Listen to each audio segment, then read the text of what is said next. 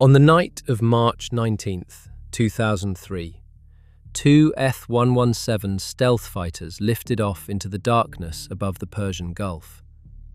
They carried 4 satellite-guided bombs, each weighing 2,000 pounds, designed to punch through concrete before exploding.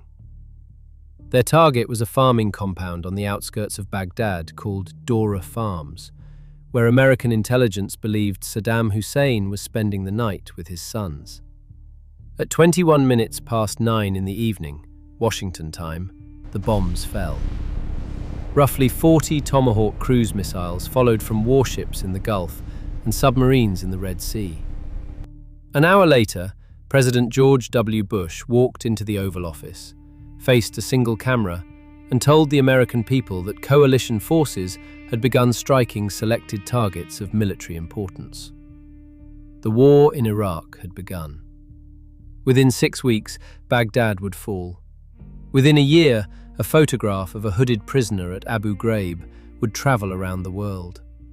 Within a decade, a terror group born in the rubble of that invasion would declare a caliphate stretching from Syria to the Tigris. And within a generation, by the most conservative counts, at least 200,000 Iraqi civilians would be dead. All of it rested on a single claim. Saddam Hussein had weapons of mass destruction. He had nuclear programs. He had chemical stockpiles. He was, the world was told, a direct and gathering threat to the United States. None of it was true. And the stranger truth, the one that took years to fully surface, is that much of it was known to be false before the first bomb was ever dropped. To understand how a lie this large could be assembled, you have to go back to a small refugee center in southern Germany, to a man who wanted a passport and a flat. His name was Rafid Ahmed Alwan al-Janabi. In November of 1999, he walked into Munich's airport on a tourist visa, claimed political asylum, and was sent to a processing center near Nuremberg. He was in his early 30s. He had studied chemical engineering at Baghdad University, though he had finished near the bottom of his class, and there was a warrant out for his arrest for stealing from a Baghdad television studio owned by one of Saddam's sons. He needed a new life. So he told German intelligence a story. He said he had worked at a secret Iraqi facility that built biological weapons on wheels. Mobile labs.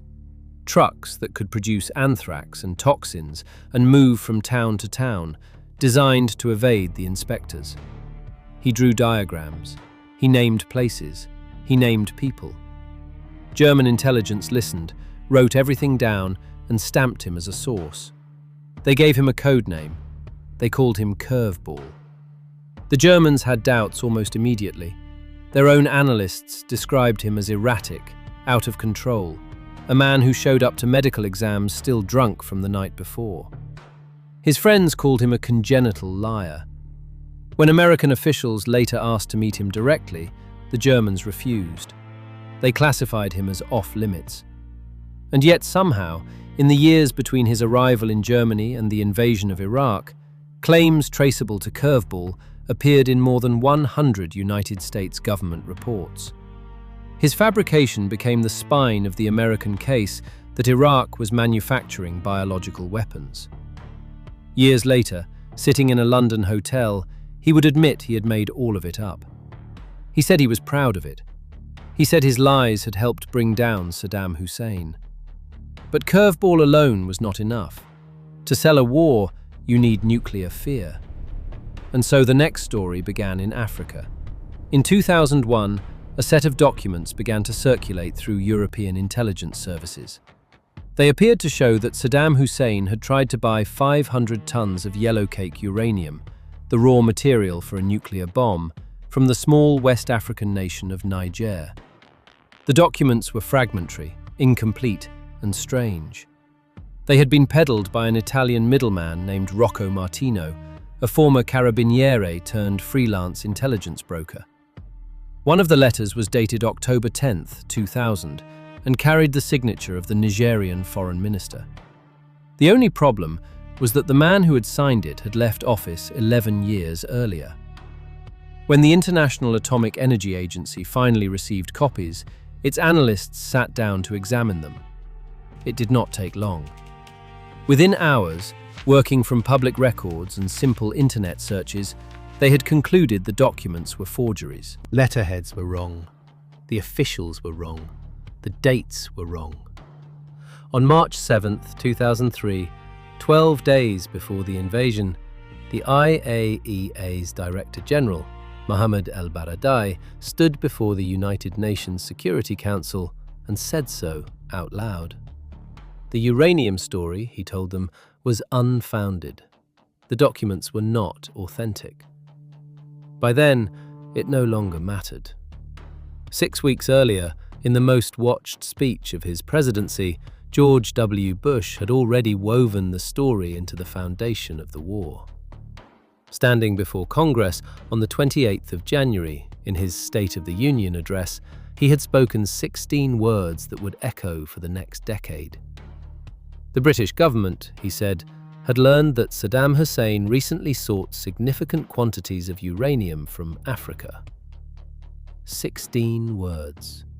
A nuclear ghost conjured from a forgery the CIA had already doubted, and the IAEA would soon dismiss. The sentence stayed in the speech. The war stayed on its rails. And then there were the aluminium tubes.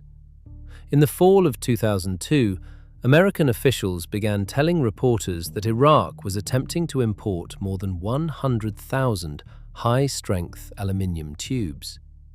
They claimed the tubes could only be used to build gas centrifuges for enriching uranium. The story broke on the front page of the New York Times on September 8th. That same Sunday morning, the National Security Advisor, Condoleezza Rice, went on television and delivered the line that would define the entire campaign. "We don't want the smoking gun," she said, "to be a mushroom cloud." The vice president repeated the claim. The president repeated it. It became the emotional core of the nuclear argument.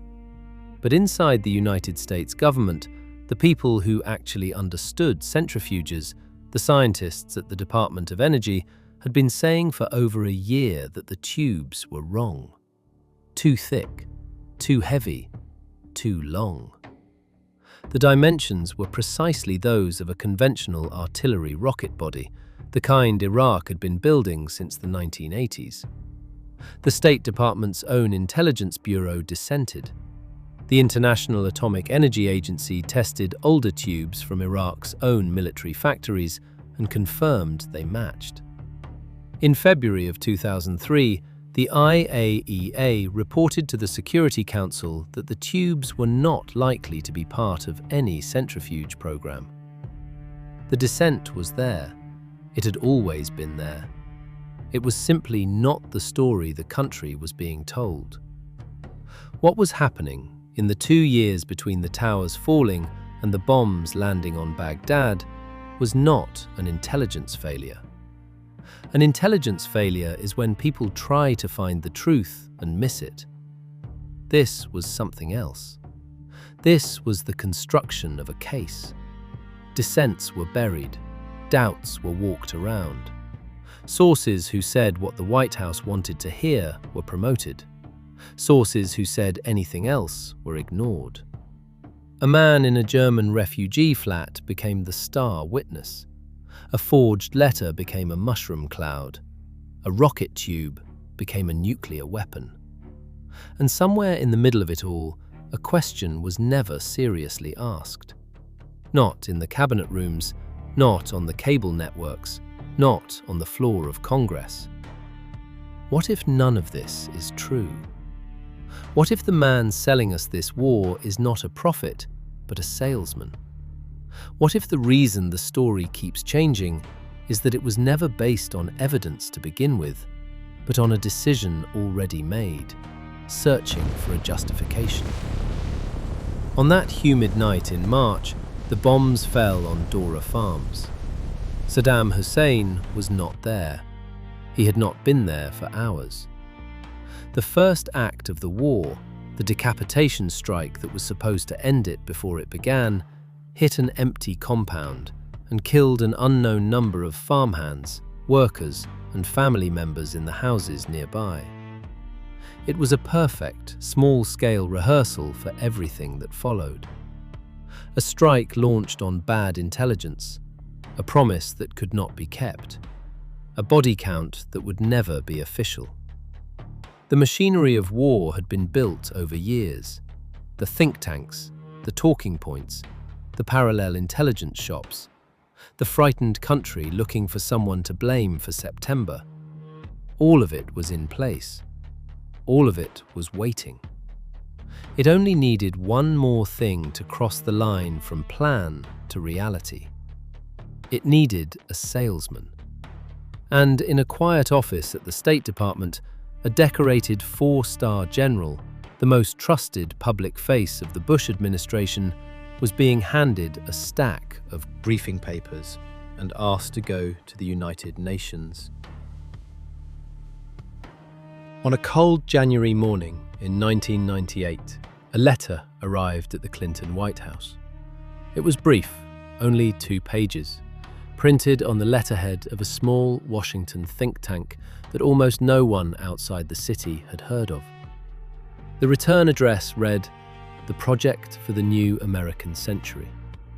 The signatures at the bottom included Donald Rumsfeld, Paul Wolfowitz, Richard Pearl, John Bolton, Zalmay Khalilzad, Richard Armitage, and a dozen others. The letter had one central demand. The United States, it said, should remove Saddam Hussein and his regime from power. That had to become the aim of American foreign policy. It was January of 1998. The Twin Towers were still standing. Al-Qaeda was still a name whispered in a handful of intelligence briefings. Osama bin Laden was still 3 years from becoming the face on every television in America. But already, in a handful of offices scattered across Washington, a small group of men had made a decision. Iraq was next. The only remaining questions were when and how to sell it. To understand the war that came 5 years later, you have to understand these men. And you have to understand what they had been thinking and writing and arguing, quietly and patiently, for more than a decade. Because the war in Iraq was not born on September 12th. It was born in the long, restless years of the 1990s, in the wood-panelled offices of think tanks and magazines on Massachusetts Avenue, in the marginal notes of policy memos that no one in the general public would ever read. And by the time the towers came down, the plan was already on the shelf. It only needed a match. The think tank that sent that letter had been founded the year before by 2 men, William Crystal and Robert Kagan. Crystal was the son of a prominent neoconservative intellectual and had just co-founded a magazine, The Weekly Standard, with backing from Rupert Murdoch. Kagan was a foreign policy writer with a sharp pen and a sharper ambition. Together, they had built the project for the new American century around a simple idea. The United States, they believed, had won the Cold War. It was now the only superpower in the world, and it should use that moment, that brief window of unchallenged dominance, to reshape the international order according to American values, by American force, under American leadership. The group pulled in names from across the Republican foreign policy establishment. Dick Cheney, out of government, running an oil services company in Texas. Donald Rumsfeld, elder statesman, former Secretary of Defense. Paul Wolfowitz, academic and strategist, a man who had been arguing for regime change in Iraq since the dying days of the First Gulf War. Richard Pearl, acid-tongued and unrelenting, known to his friends as the Prince of Darkness. These were not fringe figures. They were senior men with senior reputations, waiting in the wings for the next Republican administration. And they kept writing. In September of 2000, the project published a long policy paper called Rebuilding America's Defenses. It was a blueprint for transforming the United States military into an instrument of global dominance, pre-positioned around the world, ready to act anywhere. Buried deep in the document, in a section almost no one read at the time, there was a sentence that would later become infamous. The process of transformation, the authors wrote, was likely to be a long one, absent some catastrophic and catalyzing event, like a new Pearl Harbor. A year later, the towers fell. What happened in the days after September 11th has been written about in a dozen memoirs and 1,000 books. But one detail matters more than the others. On the morning of September 12th, before the fires at Ground Zero had even stopped smoldering, before the country had time to mourn, Donald Rumsfeld and Paul Wolfowitz walked into a White House meeting and proposed military action against Iraq. There was no evidence that Iraq had been involved in the attacks. There would never be evidence that Iraq had been involved in the attacks. The 9/11 Commission, 3 years later, would confirm it definitively. There was no operational connection between Saddam Hussein and Al-Qaeda. It did not matter. On September 20th, 9 days after the attacks, the Project for the New American Century sent an open letter to President Bush. Even if evidence did not link Iraq directly to the attacks, the letter said, any strategy aimed at eradicating terrorism must include a determined effort to remove Saddam Hussein from power. Failure to do so would constitute an early and perhaps decisive surrender in the war on international terrorism. The men who had been arguing for war before there was a war on terror had found their moment. They had spent 3 years laying out the case. Now a national trauma, a wound still bleeding, had given them the emotional leverage to push it through. And when the new administration began filling its most important foreign policy posts, the names on that 1998 letter began to reappear. Cheney became vice president. Rumsfeld became Secretary of Defense. Wolfowitz became his deputy. Pearl chaired the Defense Policy Board. Armitage went to the State Department. Khalilzad became the special envoy to the Iraqi opposition. Of the 25 signatories of the original founding statement, 10 ended up working in the Bush administration. They were in the room. They were in every room. But getting to war still required something more. It required evidence. And when the existing intelligence agencies, the CIA in particular, kept producing assessments that didn't quite support the case that Iraq was an imminent threat, the men who wanted war built their own intelligence shop. In September of 2002, in a suite of offices inside the Pentagon, Paul Wolfowitz and Douglas Feith formally created a small unit called the Office of Special Plans. Feith ran it. A scholar named Abram Shulsky directed its day-to-day work. Another official, William Luty, oversaw it from above. On paper, its mission was modest. In practice, it became something else entirely. It became a parallel intelligence agency, one that answered not to the professionals at Langley, but to the politicians who wanted a war. The office sifted through raw intelligence reports, the kind that had not been vetted, not been corroborated, not been checked by analysts with years of training. It pulled out fragments that supported the story the administration wanted to tell.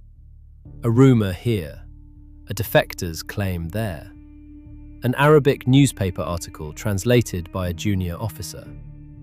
The vetting, the skepticism, the patient weighing of sources against one another, all of that was bypassed.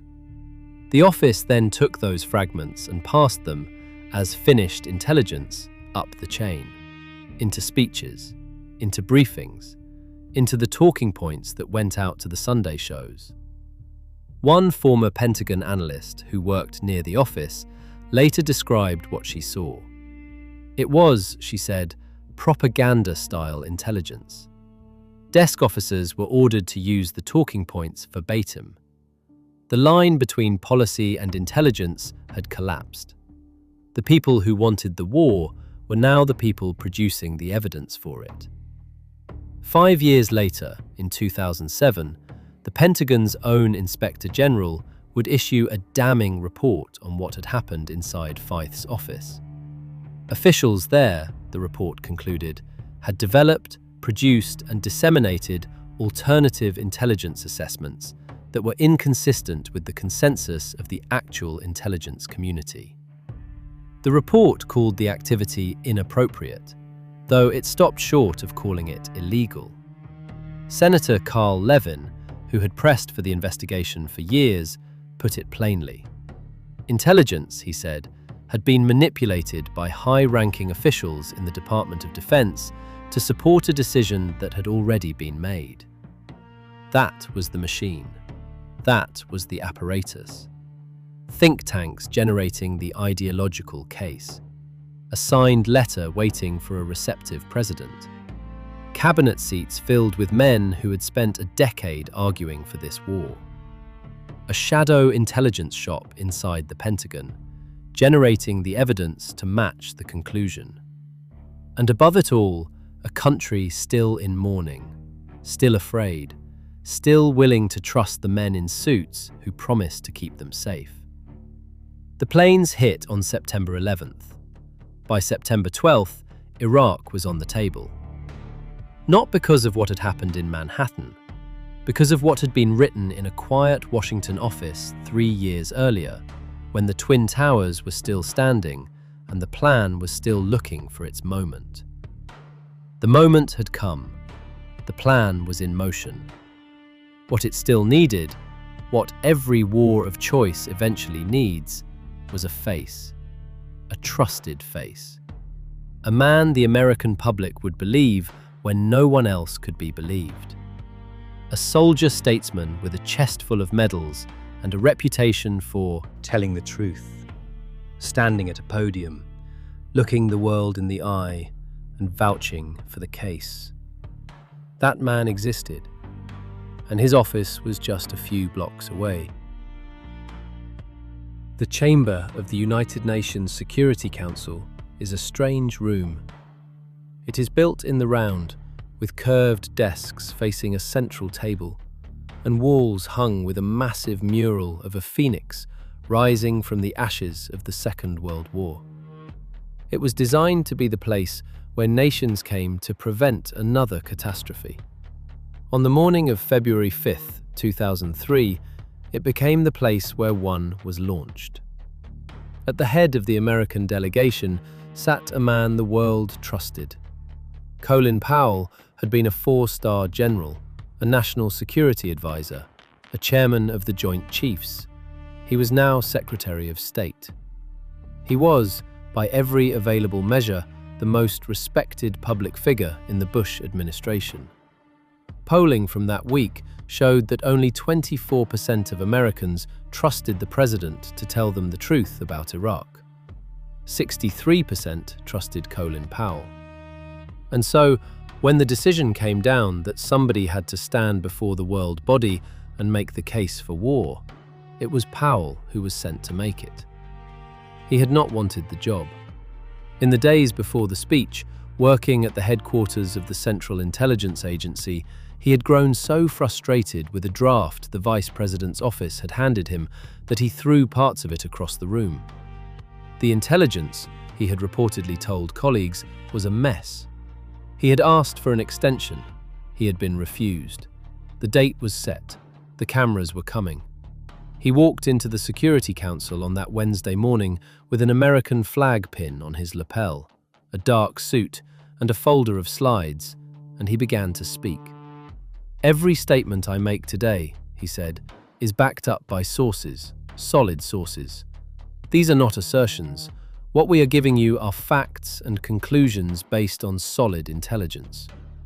For the next hour and a quarter, he built the case. He played intercepted phone calls between Iraqi officers, translated in subtitles on the screens around the room. He displayed satellite photographs of buildings and trucks, with arrows and circles drawn over the grainy images. He showed animated illustrations of trucks and train cars he said were mobile biological weapons laboratories rolling across the Iraqi countryside, producing anthrax and botulinum toxin in concentrations that could kill thousands. And then, in the moment the world would remember, he reached into his pocket and took out a small glass vial. He held it up between his thumb and forefinger. The vial was about the length of a finger, stoppered with a blue cap, containing a beige powder. He paused. He let the cameras find him. Less than a teaspoon of dry anthrax, he said, shut down the United States Senate in the fall of 2001. It killed 2 postal workers. Saddam Hussein, he told the room, had not verifiably accounted for even 1 teaspoonful of anthrax. He had declared, at some point, 8,500 litres of it. United Nations inspectors estimated he could have produced 3 times that amount. None of it had been destroyed under international supervision. None of it had been found. This, Powell said, is evidence, not conjecture. The vial, it would later turn out, contained only a harmless simulant. It had been handed to him for theatre. But the theatre worked. Editorial pages that had been skeptical the day before rolled over the day after. The Washington Post declared the case for war all but proven. European chancelleries that had resisted American pressure began to crack. Domestic opposition in the United States collapsed. If Colin Powell said it, it had to be true. Colin Powell did not lie. But almost every important claim in that speech was false. The mobile weapons laboratories were not real. The intelligence on them came from a single defector in Germany, a man the Americans had never met, a man the Germans had classified as off-limits because they did not trust him. His claims had been discredited even before Powell took the stage. 4 days after the speech, on February 9th, United Nations inspectors visited one of the specific sites the defector had identified as a docking station for the mobile labs. They found a permanent concrete wall where he had described a removable one. They found no mobile labs. They found a warehouse used for seed processing. The illustrations Powell had held up were not photographs. They were computer renderings, drawings, artists' conceptions based on a liar's testimony, rendered in professional animation software and beamed to every news network on Earth. The aluminium tubes were not for centrifuges. The Department of Energy had said so for more than a year. The International Atomic Energy Agency would say so again 2 days later, and then again on March 7th, when its Director General stood in that same chamber and reported that the tubes were the wrong size, the wrong weight, the wrong specification. They were rocket bodies. Iraq had been building them for decades. The satellite photographs Powell showed of what he called a terrorist poison factory deep in northern Iraq were photographs of a village called Sargat, in a corner of Kurdistan that Saddam Hussein did not control. The area had been under an American-enforced no-fly zone for more than 10 years. 20 reporters who visited Sargat in the days after the speech found no poison factory. They found no running water. They found no electricity. The claim that Saddam Hussein was operating a terrorist laboratory there was not merely unproven. It was geographically impossible. And then there was the part about Al-Qaeda, the emotional heart of the speech. The part that, more than any other, convinced ordinary Americans that Iraq was part of the war that had begun on September 11th. Powell told the Security Council that a senior Al-Qaeda operative in American custody had provided first-hand testimony that Iraq had trained Al-Qaeda in the use of chemical and biological weapons. He did not name the man. He did not have to. "I can trace the story," Powell said, of a senior terrorist operative telling how Iraq provided training in these weapons to al-Qaeda. Fortunately, this operative is now detained, and he has told his story. The operative's name was Ibn al-Sheikh al-Libi. He had been captured in Afghanistan in November of 2001. The CIA had then handed him over, through a program called Extraordinary Rendition, to Egyptian intelligence services. What happened to him in Egypt has been documented in declassified cables and Senate reports. His Egyptian interrogators wanted information about a connection between Iraq and al-Qaeda. Al-Libi, by his own later account, knew nothing, and could not even come up with a story. He was placed in a small box, roughly 20 inches by 20 inches, for 17 hours. When he was pulled out, he was given a last chance to tell the truth. His answers did not satisfy his interrogators. He was knocked to the ground. He was punched for 15 minutes. And then he told them what they wanted to hear: that Iraq had trained al-Qaeda in the use of chemical and biological weapons. In February of 2002, a full year before Powell's speech, the United States Defense Intelligence Agency issued a classified report concluding that al-Libi was intentionally misleading his interrogators. The agency did not believe him. A later bipartisan Senate investigation would confirm what al-Libi himself would say. He had lied to avoid being tortured. The confession was worthless. The Bush administration had the report. It had been written. It had been filed. It had been ignored. Al-Libi would spend the next 7 years moving through secret prisons in Mauritania, Morocco, and Jordan, before eventually being handed over to the government of Muammar Gaddafi, who sentenced him to life in Libya's Abu Salim prison. In May of 2009, 2 weeks after refusing to speak to human rights investigators, he was found dead in his cell. The official cause of death was suicide. There was no independent autopsy. Colin Powell would not learn all of this for years. He had been lied to, by the system he trusted, by the agency he had spent a week at reviewing the files, by colleagues in offices he walked past every day. 2.5 years later, sitting across from the journalist Barbara Walters, he would be asked about the speech. His answer became the only honest assessment the Bush administration ever really offered. "It is a blot," he said.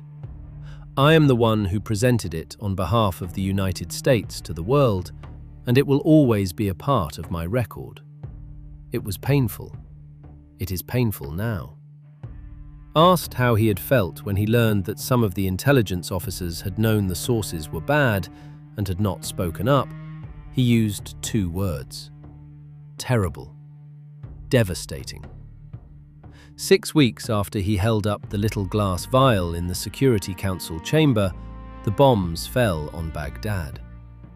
Not because of what had been proven, because of what had been performed. A trusted face, a dramatic prop, a 90-minute theatre of certainty, and a world that had wanted, desperately, to believe that the men in the suits knew what they were doing. And somewhere out there, past the cameras and the satellite feeds, on the edge of a desert city that had not yet been bombed, 200,000 people were living their last ordinary weeks. In November of 2004, a city of roughly 250,000 people, about 35 miles west of Baghdad, was ordered to evacuate. The city was called Fallujah. For 8 months, it had slipped from American control. Insurgent groups had dug in behind walls of sandbags and rubble. Houses had been booby-trapped. Mosques had been turned into weapons depots.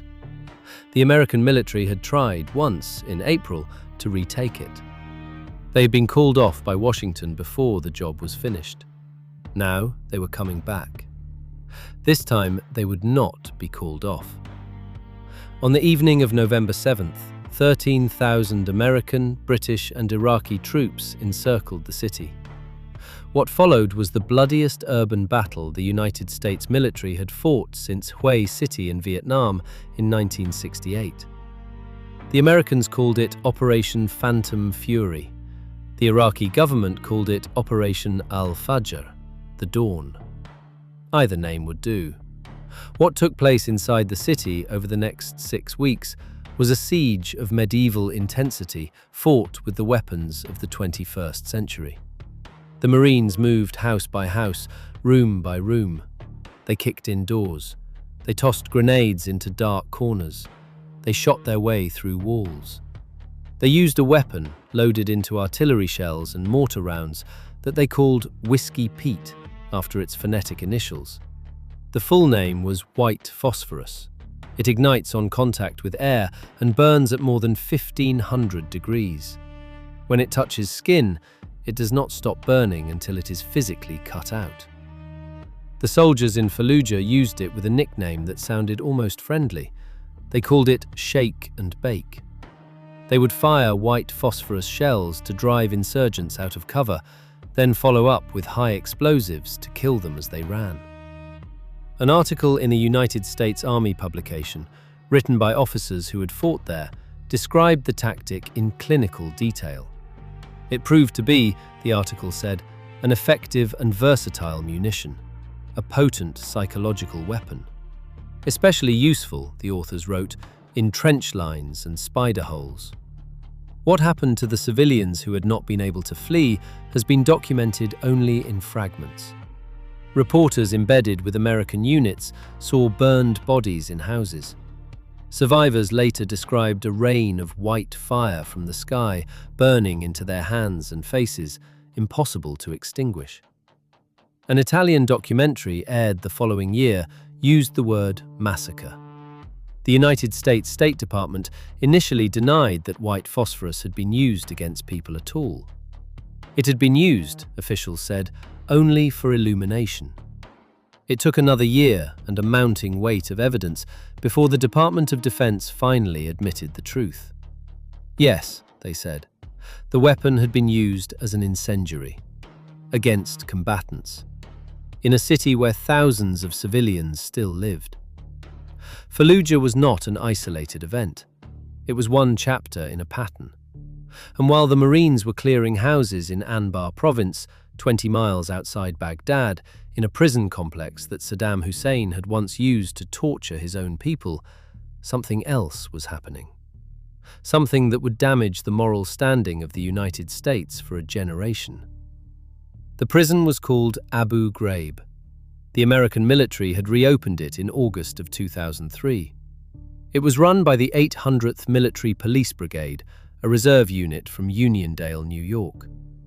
The commander was a brigadier general named Janis Karpinski. Interrogations were handled by a mix of military intelligence officers and private contractors. The facility was overcrowded. It was undermanned. And sometime in the fall of that year, in a cell block called 1A, it became something the phrase military police does not describe. In January of 2004, a young army reservist named Joseph Darby, a specialist in his mid-20s, was handed a compact disc by another soldier. The soldier wanted him to copy some photographs. Darby slipped the disc into his laptop, looked at the images, and sat for a long time without moving. Then he copied the disc. And then, 3 weeks later, he walked into the office of the Army Criminal Investigation Division and handed it over. The photograph showed what American soldiers had done to Iraqi prisoners in the cell block.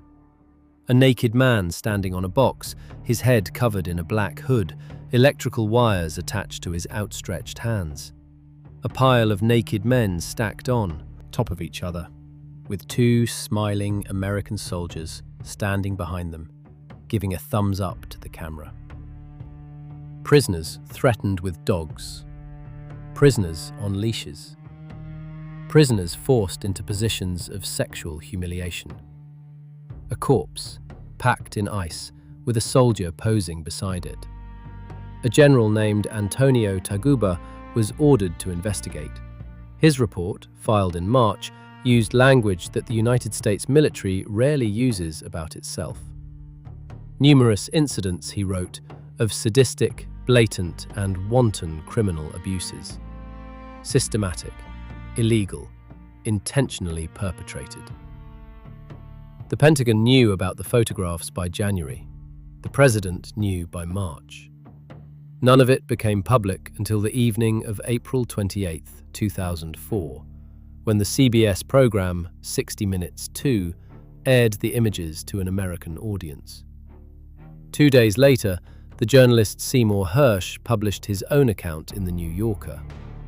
The pictures traveled around the world in under a day. They appeared on the front page of every newspaper from Cairo to Karachi. The moral case for the American presence in Iraq, such as it was, did not survive that week. The administration's response was immediate. It was also revealing. Defense Secretary Donald Rumsfeld described the abuses as exceptional, isolated, the work of a few bad apples. President Bush used almost the same language. Disgraceful conduct, he said, by a few American troops who had dishonored the country. It was not true. And the evidence that it was not true was already in the files. The International Committee of the Red Cross had documented similar abuse at American facilities in Afghanistan since 2001. Similar techniques had been authorized, in writing, by the Secretary of Defense himself. A memo signed on December 2nd of 2002 approving the use of stress positions, removal of clothing, exploitation of phobias, and deprivation of light and sound. Senator Carl Levin on the Armed Services Committee put it plainly. The Secretary of Defense, he said, had unleashed a virus. 11 soldiers were eventually convicted. Brigadier General Karpinski was demoted. Rumsfeld offered to resign. The offer was refused. No senior official in the Pentagon, the White House, or the Department of Justice was ever prosecuted. Decades later, in 2024, a federal jury would award $42 million to 3 Iraqi men who had been tortured in the prison, holding a private contractor accountable for the damage. While the photographs traveled, the bodies kept piling up. The counting of Iraqi dead became its own grim industry. The organization Iraq Body Count, using news reports in English, documented between 180 and 205,000 civilian deaths over the next decade and a half.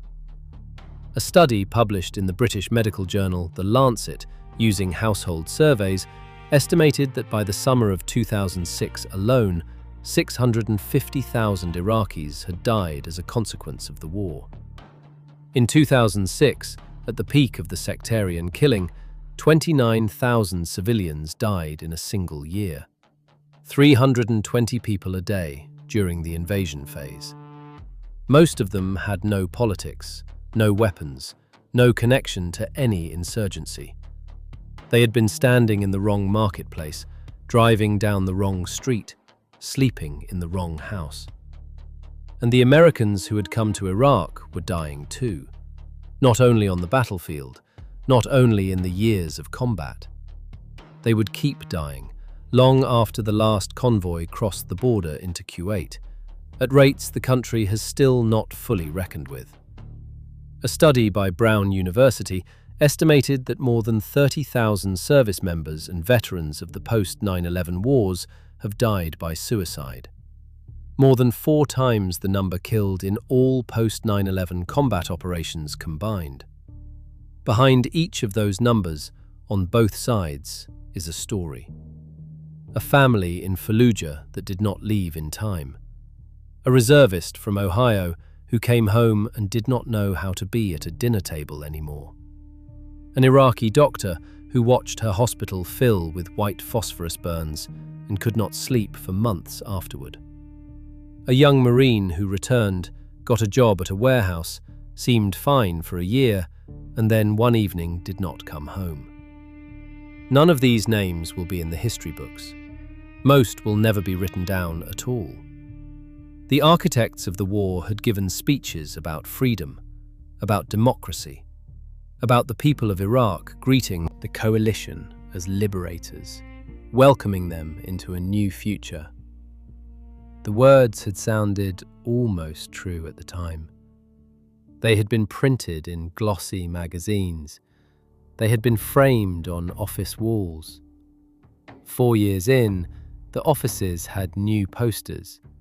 The magazines had moved on to new subjects, and in the provinces of Iraq, in a city called Fallujah that no longer had a downtown, the word liberation had become a kind of quiet curse, spoken sideways in living rooms that had been rebuilt with money that never arrived.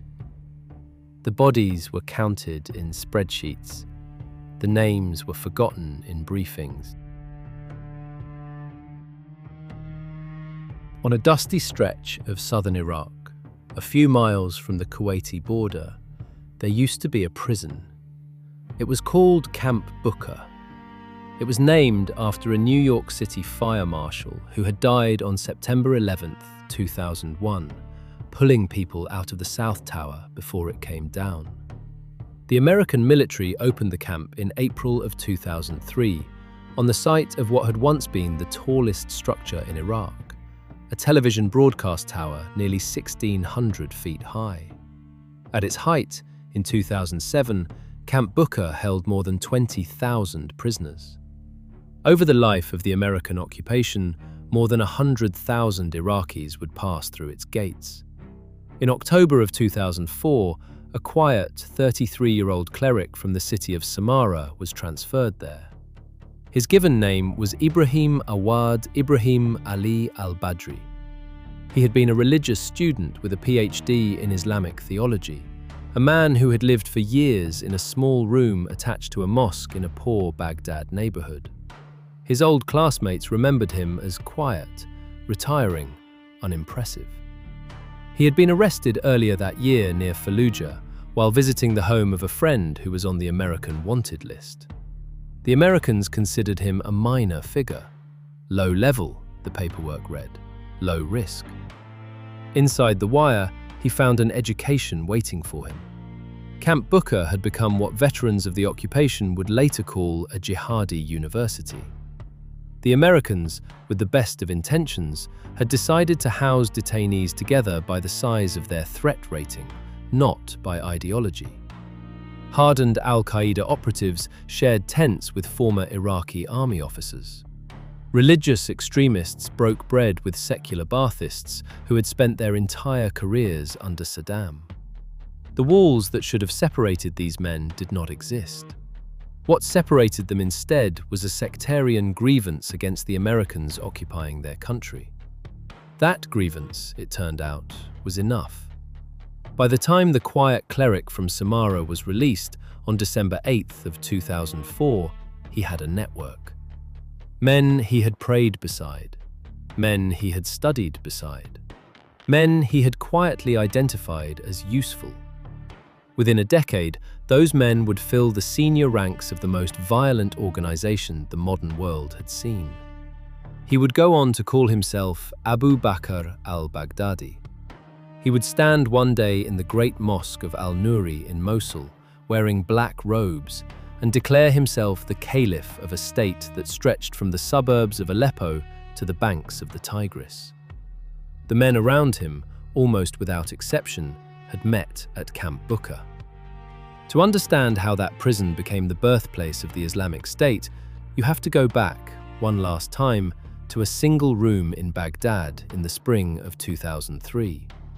It was the office of the Coalition Provisional Authority, the body established to run post-war Iraq.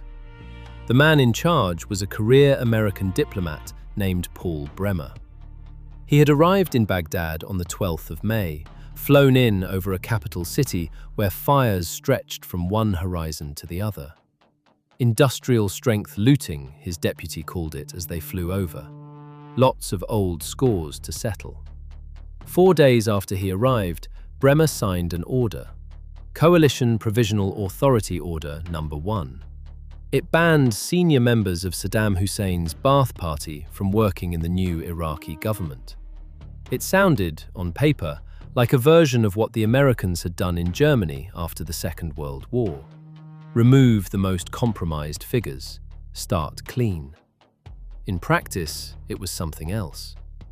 The Ba'ath Party had been, for 3 decades, the only route to a job in the Iraqi state. Teachers, engineers, hospital administrators, ministry clerks. All of them had party cards.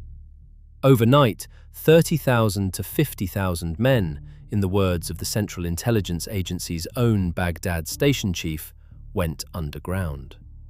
A week later, on the 23rd of May, Bremer signed a second order. Coalition Provisional Authority Order Number 2, the dissolution of entities. With a single signature, he disbanded the Iraqi army. 400,000 men, armed, trained, proud, and now unemployed, walked out of their barracks and into their hometowns with no pay, no pension, and no future. Bremer's predecessor, a retired general named J. Garner, had begged him not to do it. "Jerry," Garner had said, "you can get rid of an army in a day, but it takes years to build one." The warning was ignored. Order stood. Nobody will ever know exactly how many of those 400,000 men eventually picked up a rifle. But in the months that followed, the attacks on American convoys tripled. Then they tripled again. An insurgency that nobody had planned for, that nobody had prepared for, that the architects of the war had insisted would not happen, was bleeding the American military one roadside bomb at a time. By 2004, a Jordanian street thug named Abu Musab al-Zarqawi had opened a branch of al-Qaeda on Iraqi soil. By 2006, after Zarqawi's death in an American airstrike, the group had renamed itself the Islamic State in Iraq. By 2014, with the Americans long gone and the country sliding into sectarian civil war, a much larger, much darker version of that same organization swept north into the city of Mosul. They came in pickup trucks, maybe 1,500 fighters. The Iraqi army in Mosul, on paper, numbered 60,000. In reality, most of those soldiers existed only on payroll ledgers. Ghost soldiers, the officers called them. When the pickup trucks arrived, the real soldiers fled. 500,000 civilians fled with them. Within 4 days, Mosul, Iraq's second largest city, had fallen. At the great mosque of al-Nuri, Abu Bakr al-Baghdadi walked up to the pulpit, looked out at his men, and announced the caliphate. Everything that followed, the Yazidi genocide, the burning of prisoners, the beheadings broadcast in high definition, the ruins of Palmyra, the refugees drowning in the Mediterranean, traced back, in one line or another, to 2 orders signed in a Baghdad office in May of 2003.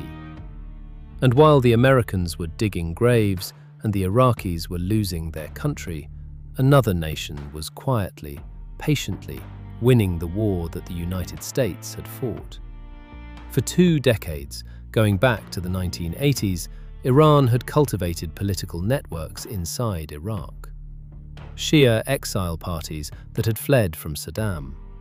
Clerics who had studied in the holy cities of Najaf and Karbala. Militia commanders who had taken shelter across the border during the long years of Saddam's rule. When the Americans overthrew the regime, those networks were ready. When the Americans disbanded the Iraqi army, those networks filled the vacuum. When the Americans left in December of 2011, those networks stayed. Today, 2 decades after the invasion, Iran-aligned militias in Iraq outnumber the formal Iraqi army. They sit in the parliament. They control ministries. An Iranian lawmaker once boasted that his country controlled 4 Arab capitals. Baghdad, he said, was one of them. He was not exaggerating. And the cost of all of this, the real cost, the final invoice on the spreadsheet.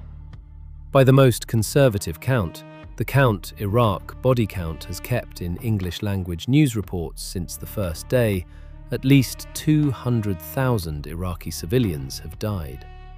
Higher estimates, based on household surveys, run past 600,000. More than 9 million Iraqis have been displaced at one point or another. 1 million and more remain displaced to this day. 4,488 American service members died in the war itself.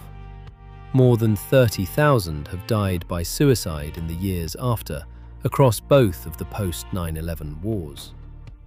Brown University estimates the total financial cost to the United States, including the care of veterans through the year 2050, at close to $3 trillion. And for what? There were no weapons of mass destruction. There was no nuclear program. There was no operational link between Saddam Hussein and Al-Qaeda. The man in Germany had made up the mobile labs to get a flat. The uranium letters had been forged. The aluminium tubes had been rocket bodies. The senior Al-Qaeda operative had confessed under torture to a story he had no basis for telling. The case had been built backwards. The evidence had been manufactured to fit a conclusion that had been reached before the evidence was gathered. And a country went to war anyway. Because the men in the suits had wanted it. Because a frightened nation had trusted them. Because a 4-star general had held up a vial. Because nobody in the rooms where it mattered had the will, or the standing, or the courage to say the one word that might have stopped it. No. The architects of the war are old men now. Some of them are dead. Some of them have written books. Some of them, in quiet interviews, have admitted privately that they would do it differently, that mistakes were made, that the intelligence was flawed. None of them have ever been prosecuted. None of them have ever stood in a courtroom and answered for any of it. The children born in Baghdad the night those first bombs fell on Dora Farms are 23 years old now. They do not remember their country before the war. Most of them have never known an Iraq that was not occupied, not divided, not bleeding in one corner or another. They are the inheritance of a lie. And somewhere in a room where the history books are being written, somebody, eventually, will have to put down in plain words what this war was, and what it did, and who paid for it. The ones who told the lie, the ones who believed it, the ones who died for it, and the ones still living who have to keep carrying it. The black box closes for now. Until we meet again, stay curious.